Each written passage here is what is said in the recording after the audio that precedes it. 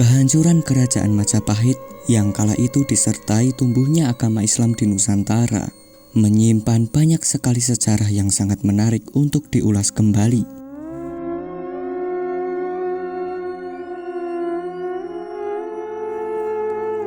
Peristiwa Majapahit runtuh ditulis dalam sebuah candra sangkala yang berbunyi, "Hilang sirna kertaning bumi." Runtuhnya kerajaan Majapahit membawa kisah tentang sosok bernama Sabdo Palon. Masyarakat Jawa mengenalnya sebagai sosok historis yang memiliki hubungan dengan kekelaman dan keruntuhannya kerajaan Majapahit.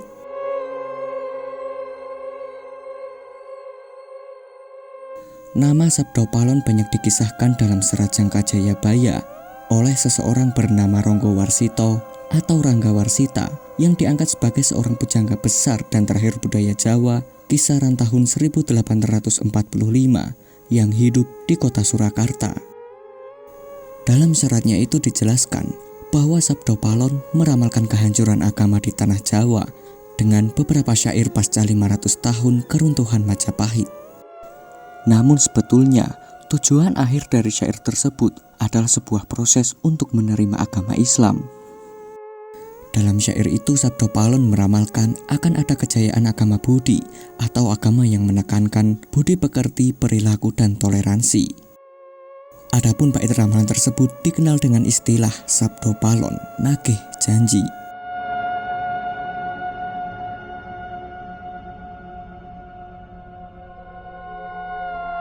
Terdapat sebuah kisah yang menyebutkan bahwa Sabdo Palon hidup di masa kerajaan Prabu Brawijaya kelima.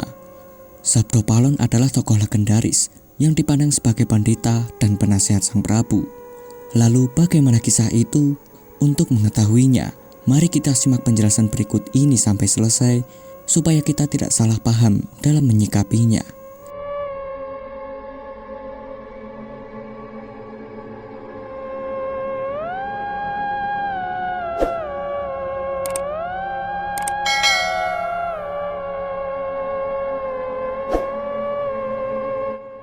Sosok Sabdo Palon sangat dihormati di kalangan umat Hindu-Buddha dan aliran kejawen di tanah Jawa.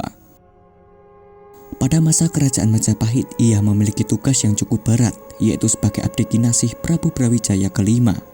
Namanya disebut dalam serat Dharma Gandul yang ditulis oleh Ki Kalamwadi. Dalam karangan itu dijelaskan bahwa pada tahun 1478, Sabdo Palon tidak bisa menerima kudeta terhadap Prabu Brawijaya oleh tentara Kesultanan Demak dengan bantuan para ulama dan wali songo. Dia kemudian menyatakan sumpah akan kembali sekitar 500 tahun lagi saat terjadi banyak bencana alam atau huru-hara baik dari segi politik, ekonomi hingga sosial. Dia juga bersumpah akan kembali ke tanah Jawa dengan mengembalikannya kejayaan Majapahit serta kebudayaan Jawa.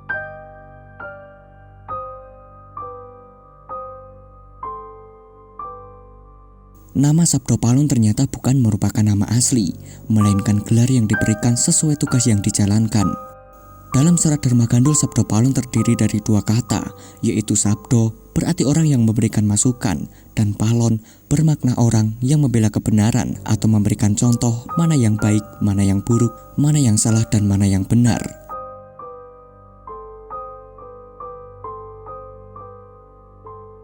Sosok ini sering diidentikan dengan tokoh Semar dalam lakon pewayangan yaitu Mahabharata versi Jawa. Ada juga yang menyebutkan bahwa Sabdo Palon adalah reinkarnasi dari Semar yang biasa dikenal sebagai leluhur orang Jawa. Dia adalah titisan dewa atau dalam pewayangan Jawa disebut dengan nama Bathara Ismaya. Ia turun ke bumi sebagai pemomong raja dan pengayom masyarakat.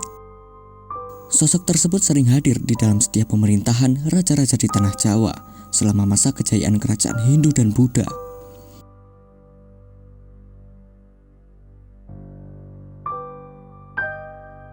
Jika kita ambil contoh sebuah peristiwa yang terjadi kurang lebih pada tahun 1978, Gunung Semeru meletus dan awan panas atau erupsi yang dikeluarkan oleh Gunung Semeru kala itu menyebabkan sejumlah rumah, sawah hingga lingkungan mengalami kerusakan.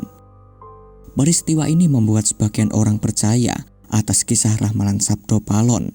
Ramalan ini tertulis dalam sebuah syair yang jika diartikan maka berbunyi, "Gunung berapi semua, huru-hara mengerikan, menggelegar suaranya. Lahar tumpah ke kanan dan ke kiri, menenggelamkan, menerjang hutan dan perkotaan. Manusia banyak yang mati, kerbau dan sapi habis, sirna hilang, tidak bisa dipulihkan lagi. Melalui syairnya itu, Sabdo Palon memberitahukan tanda-tanda alam dan sosial kemasyarakatan yang akan muncul di zaman kembalinya nanti. Jika kita menghitung dari waktu Sabdo Palon menyatakan sumpahnya, ia diprediksi akan kembali sekitar abad ke-20 lebih. Sabdo Palon akan menguasai tanah Jawa dan mengembangkan agama Budi di Nusantara.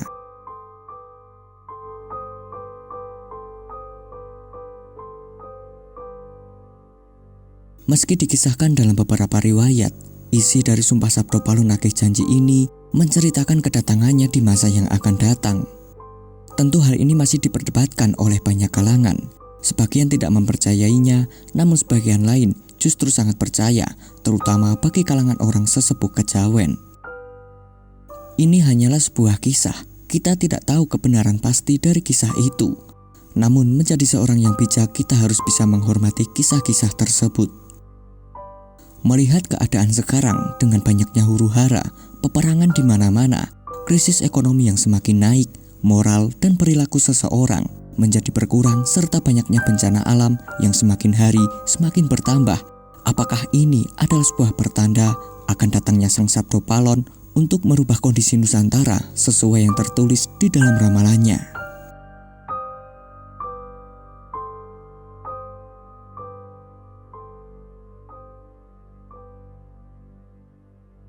Kita hanya bisa berdoa untuk kedepannya, semoga kehidupan ini menjadi lebih baik. Terima kasih telah menonton video ini. Jika ada kata-kata kami yang salah dalam penyampaian maupun analisa, kami mohon maaf dan bijaklah kita dalam menilai segala sesuatunya. Ambil yang baik dan buanglah yang buruk.